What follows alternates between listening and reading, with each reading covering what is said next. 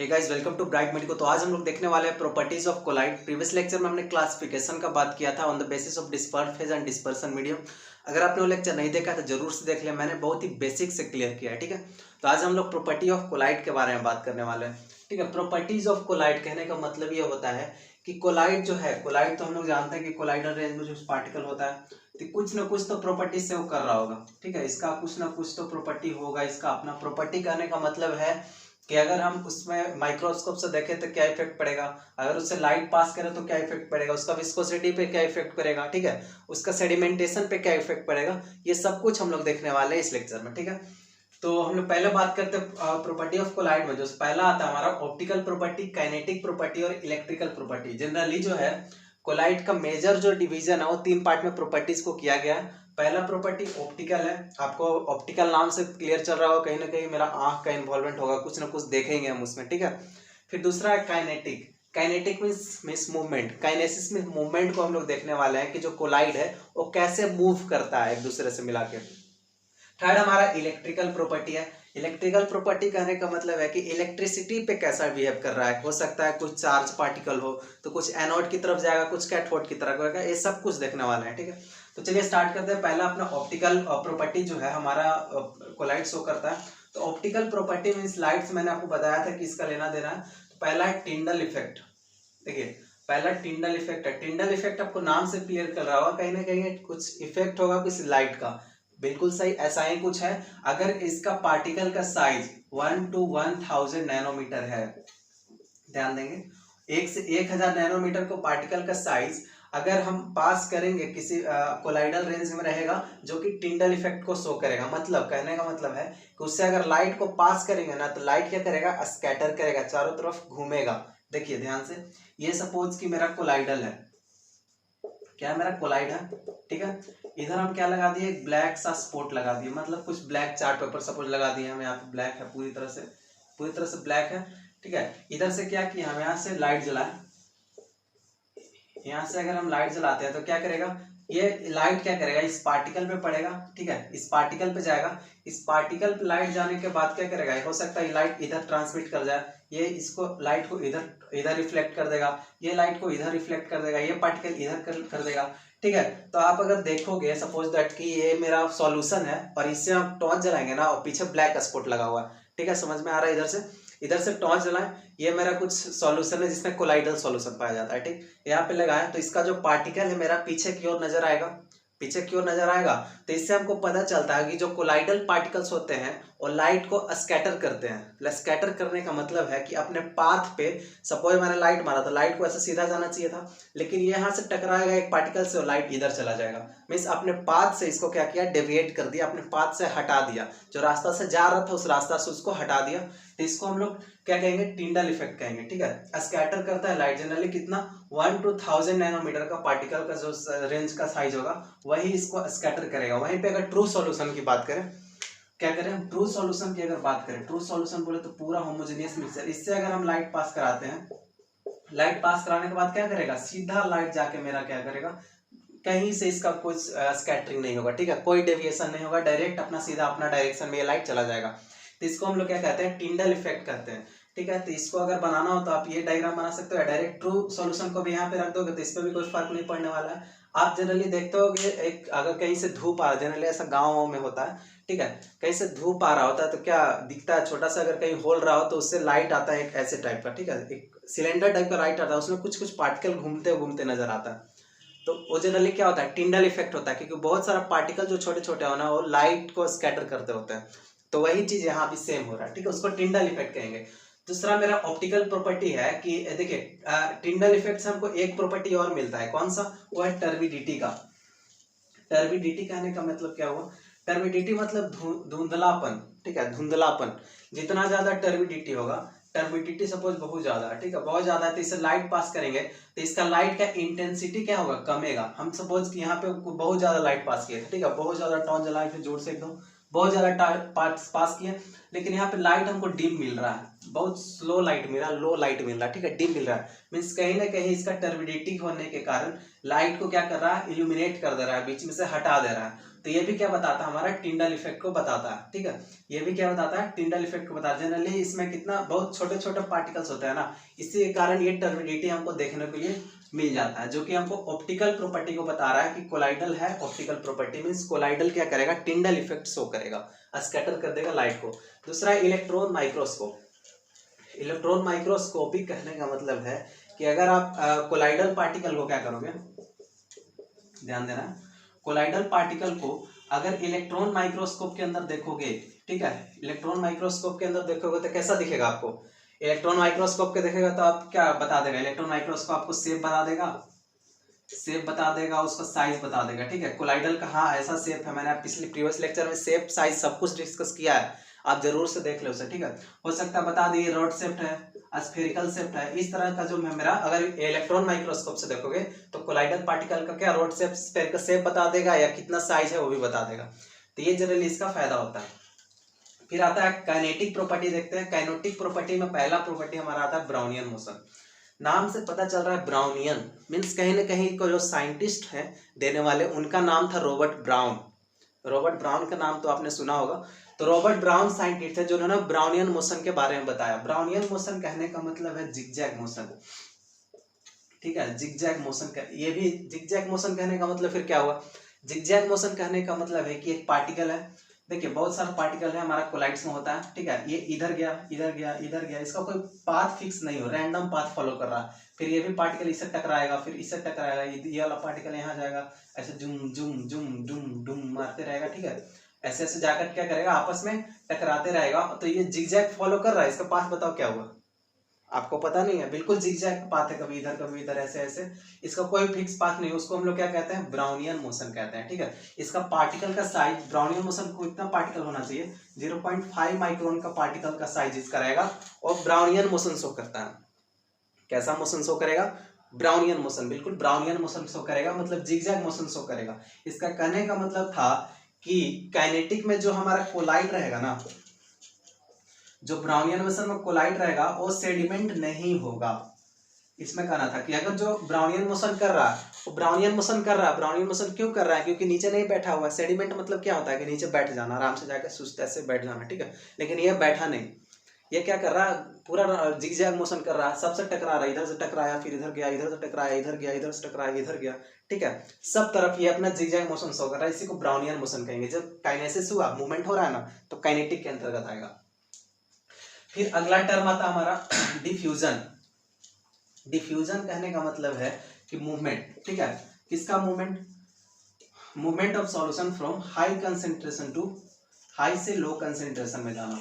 ये क्या हुआ, मूवमेंट हो रहा है कि नहीं, ठीक है। तो ये प्रॉपर्टी है कोलाइड का कि अपना हाई कंसेंट्रेशन से लो कंसेंट्रेशन में जाना थ्रू मेम्ब्रेन से, कोई भी मेम्ब्रेन के थ्रू जा सकता है। सपोज अगर यहाँ पे बहुत ज्यादा कंसेंट्रेशन है किसी सॉल्यूशन का, ठीक है, यहाँ पे बहुत ज्यादा कंसेंट्रेशन है, फिर इसको मेम्ब्रेन लगा दिए और इधर से कंसेंट्रेशन इसका इतना है, तो बताइए इसका मूवमेंट किधर से किधर होगा, मेरा जो सॉल्यूशन है वो किधर से जाएगा। तो मैंने बताया इधर से हाई कंसेंट्रेशन, इधर लो कंसेंट्रेशन। तो डिफ्यूजन मतलब होता है कि अपने हाई कंसेंट्रेशन से लो कंसेंट्रेशन की ओर जाना, इसको हम लोग डिफ्यूजन कहते हैं, ठीक है, क्या कहते हैं, डिफ्यूजन कहते हैं, ठीक। अब अगर हम बात करें कि इसका ऑस्मोटिक प्रेशर, ऑस्मोटिक प्रेशर में पहला आपको ऑस्मोसिस टर्म क्लियर होना चाहिए। ऑस्मोसिस टर्म क्या होता है, ऑस्मोसिस कहने का मतलब होता है कि जो हमारा मूवमेंट ऑफ सॉल्वेंट, किसका मूवमेंट, सॉल्वेंट का मूवमेंट अपने हाई कंसेंट्रेशन से अपने लो कंसेंट्रेशन। देखिए ध्यान से, ये मेरा क्या है, एक बीकर है, ठीक है, एक बीकर में मेरा क्या सपोज दैट मैंने 90% पानी लिया और 10% कोई सॉल्यूट लिया, ठीक है। यहाँ पे मैंने कुछ सेमी परमिएबल मेम्ब्रेन लगा दिया, यहाँ सेमी परमिएबल मेम्ब्रेन है, ठीक है। और सेम इधर क्या है, इधर मेरा 70% वाटर है और 30% सॉल्यूट है। अब बताइए ऑस्मोसिस, ये मेरा ए है और ये मेरा बी है। अब बताइए ऑस्मोसिस का डायरेक्शन क्या होगा और डिफ्यूजन का डायरेक्शन क्या होगा, ट्राई कीजिए, पॉज करके ट्राई कीजिए, ठीक है, बताइए। तो आपने कर लिया, ठीक है। देखिए अब ए और बी है, ऑस्मोसिस का डायरेक्शन देखते हैं और किसका, डिफ्यूजन का डायरेक्शन देखते हैं। तो हम ऑस्मोसिस जानते हैं क्या होता है। ऑस्मोसिस होता है कि मूवमेंट किसका, सॉल्वेंट का अपने हाई से अपने लो की ओर। सॉल्वेंट कौन है, वाटर है, यहाँ का सॉल्वेंट वाटर है, ठीक है। तो movement of solvent from high concentration to low. तो सॉल्वेंट का कंसेंट्रेशन ज्यादा किधर है, इधर ज्यादा कंसेंट्रेशन है 90% है, और इधर लो है। तो मूवमेंट जो ऑस्मोसिस का जो डायरेक्शन होगा किधर से किधर होगा, ए टू बी होगा, ठीक है, ए टू बी होगा। लेकिन डिफ्यूजन किधर होगा, डिफ्यूजन किधर होगा, जिधर सॉल्यूट ज्यादा हो। ऑफ कोर्स ज्यादा कंसंट्रेटेड सॉल्यूशन कौन है मेरा, ये है। इसमें कंसंट्रेटेड क्यों है, क्योंकि इसमें सॉल्यूट ज्यादा है, ठीक है। तो इसका जो डिफ्यूजन का जो डायरेक्शन होगा, डिफ्यूजन का डायरेक्शन बी टू ए होगा। क्लियर है, क्लियर नहीं है, ठीक है, एक बार और देख लो, बढ़िया समझाते हैं, ठीक है। इधर ज्यादा वाटर है, ए में मेरा क्या है, ऑस्मोसिस है।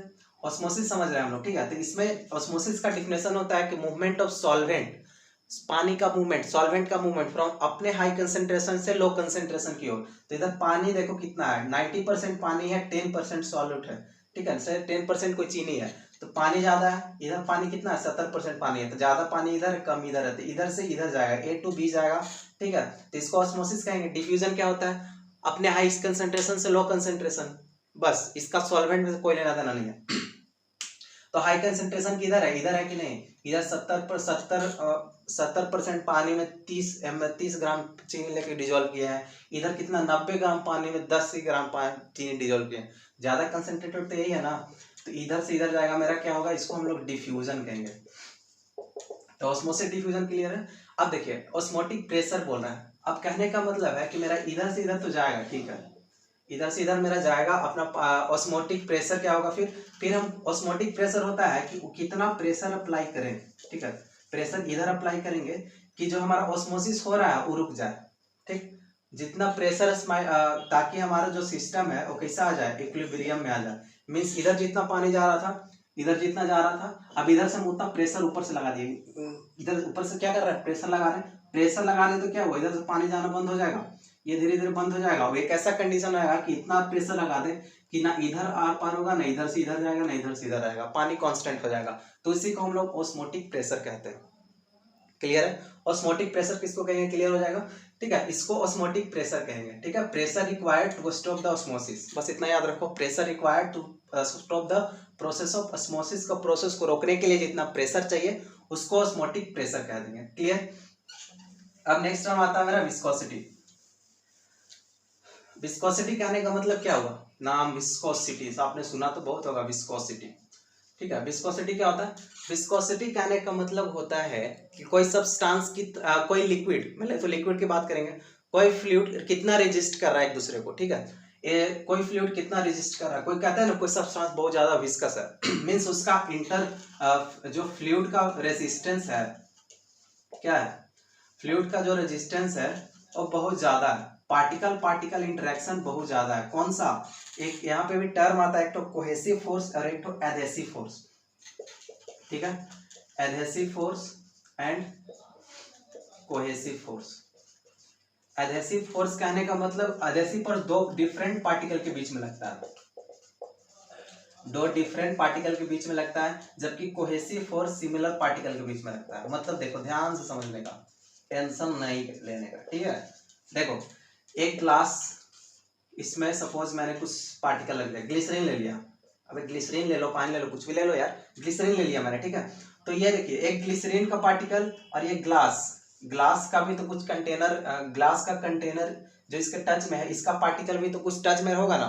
तो इसके दोनों के बीच में जो फोर्स लगेगा, ग्लास के कंटेनर के बीच में प्लस ग्लिसरीन या वाटर मान लो, ठीक है। ग्लास कंटेनर के बीच में या वाटर के बीच में जो फोर्स लगेगा, पार्टिकल, बहुत पार्टिकल नेचर पे बात कर रहे हैं लोग, मॉलिक्यूल नेचर पे बात कर रहे हैं, बहुत ही मॉलिक्यूल।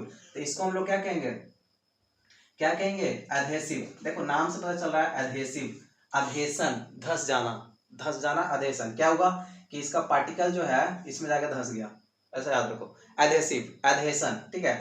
एडहेसिव फोर्स है। जबकि यहीं पे सिमिलर बात करें तो यहाँ किसका पार्ट कौन सा लिया है, सपोज वाटर लिया है, तो water molecule plus water molecule similar molecule है, तो दोनों को मॉलिक्यूल के बीच में जो फोर्स लगेगा उसको कौन सा फोर्स कहेंगे हम लोग, कोहेसिव फोर्स कहेंगे, कोहेशन कहेंगे, ठीक।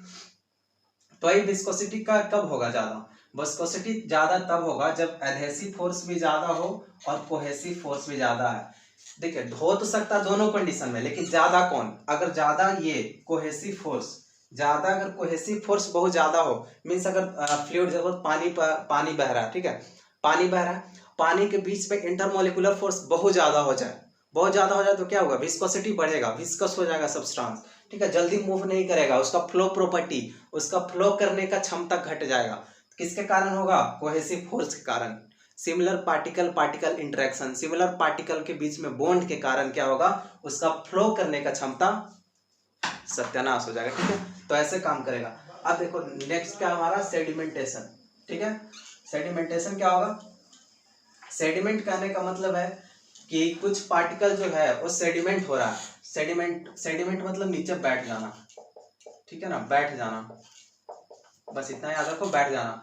सपोज एक हम बीकर लिए, ठीक है, एक बीकर लिए, बीकर लिए ना, ठीक है, बीकर लिए, इसमें क्या रहेगा, कुछ सब्सटेंस रहेगा, मेरा कोलाइड है, सब्सटेंस मतलब कोलाइड यार, मैंने कोलाइड का बात कर रहा है मैंने, ठीक है, ये कोलाइड लिए हम, कोलाइडल है सब्सटेंस। अब कुछ देर सपोज इसको 5 मिनट के लिए छोड़ दिया, तो हमारा कोलाइड कैसा बनेगा, ये देखिए हमारा कोलाइड जो है निचले सतह पे आ चुकी है, ठीक है, आप टेंशन ना लें, निचले सतह पे आ गई, और यहाँ क्या बचा, जो हमारा सॉल्वेंट होगा वही बच गया, पानी वानी था तो वही बच गया, तो मेरा कोलाइड क्या हुआ, यहाँ पे सेडिमेंट हो गया, सेडिमेंटेशन, इसको क्या कहते हैं, सेडिमेंटेशन कहते हैं, मीन्स हमारा कोलाइड का क्या हुआ, यहाँ पे सेडिमेंटेशन हो गया, नीचे बैठ गया, सतह पे बैठ गया, तो इसको हम लोग सेडिमेंटेशन कहते हैं। तो ये आता है किसका, कोलाइड जो है सेडिमेंटेशन कर सकता है कि नहीं, सेडिमेंटेशन कर सकता है क्या, बिल्कुल कर सकता है, लेकिन उसका पार्टिकल का साइज ज्यादा होना चाहिए, 0.5 माइक्रोन से या 0.5 माइक्रोन से ज्यादा होना चाहिए, तभी सेडिमेंट करेगा। अगर पार्टिकल का साइज 0.5 माइक्रोन या उससे कम रहे तो क्या करेगा, वो हमारा ब्राउनियन मोशन शो करेगा, ठीक है। अगर पार्टिकल का साइज 1 से 1000 नैनोमीटर के बीच में रहेगा तो टिंडल इफेक्ट शो करेगा, स्कैटरिंग ऑफ लाइट शो करेगा, ये क्लियर होना चाहिए, ठीक। तो सेडिमेंटेशन आप समझ में आ गया, विस्कोसिटी, ब्राउनियन मोशन, सब चीज क्लियर है, ठीक है। तो सेडिमेंटेशन समझ गया, कोलाइडल को 5 मिनट तक छोड़ दो तो सेडिमेंट क्या करेगा, नीचे बैठ जाना, तो इस प्रोसेस को हम लोग क्या कहते हैं, सेडिमेंटेशन कहते हैं, जिसमें हमारा पार्टिकल जो है, कोलाइडल पार्टिकल्स, वो नीचे बैठ जाए, मतलब वो फॉल डाउन हो जाए ऑन द कंटेनर। इसीलिए कभी कभी जो सेडिमेंट बनते हैं ना, उस पर क्या लिखा रहता है, देखते हो आप, किसी भी सिरप के बोतल पे, सेक वेल बिफोर यूज, मतलब यूज करने से पहले उसको अच्छे से सेक कर ले, क्यों, क्योंकि कहीं ना कहीं उसमें पार्टिकल सेडिमेंट हो गए होंगे, जो एपीआई हो, एक्टिव ड्रग हो, जो कि रिस्पॉन्सिबल है आपको डिजीज को ठीक करने के लिए। अगर आप बस ऊपर वाला पार्ट लोगे, सॉल्वेंट, सपोज सॉल्वेंट लो लिए, तो ये थोड़ी ना आपका बीमारी ठीक करने वाला, तो उसके लिए आपका ड्रग तो होना चाहिए, तो ड्रग तो नीचे बैठा हुआ, आप लिए नहीं तो आप ठीक कहाँ से होगा, फिर आपको ब्लेम करोगे उसको, अरे यार डॉक्टर बहुत गंदा है, मेरे को दवा अच्छा नहीं दिया, ठीक है, तो ऐसा हो जाता है। इसीलिए उससे वेल बिफोर यूज लिखा रहता है, ताकि आपका पार्टिकल जो है वापस से डिस्पर्स हो जाए, वापस से चला जाए और पूरी तरह से आप खा सको। तीसरा आता है हमारा इलेक्ट्रिकल प्रॉपर्टी। इलेक्ट्रिकल प्रॉपर्टी कहने का मतलब है कि कहीं ना कहीं कोलाइडल जो है इलेक्ट्रिकल प्रॉपर्टी शो करता होगा। देखिए इलेक्ट्रिकल प्रॉपर्टी ऐसा होता है, एक सपोज मैंने बताया क्या, एक इलेक्ट्रोलाइट ले लिया, ये इलेक्ट्रोड है, ठीक है, इलेक्ट्रोड है, एनोड है, ये कैथोड है, ये एनोड है, कैथोड है। तो कोई ऐसा कोलाइडल जिसका चार्ज हो, सपोज पॉजिटिव चार्ज हो, अगर पॉजिटिव चार्ज रहेगा, एक तो नेगेटिव चार्ज रहेगा, दो तरह के कोलाइड हो सकते हैं ना, एक पॉजिटिवली चार्ज, एक तो नेगेटिवली चार्ज।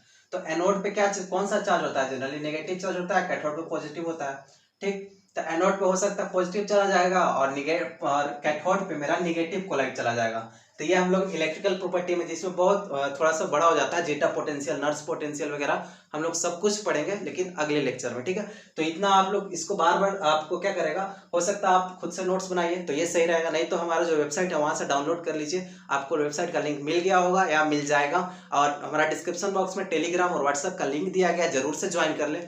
और अगर आप चैनल पे नए हैं तो चैनल को सब्सक्राइब कर ले, और ताकि आपको हर चीज जो मैं वीडियो डालूं और आप तक सबसे पहले पहुंचे और आपसे कुछ सीखें, ठीक है। तो पढ़ते रहें, all the best, thank you.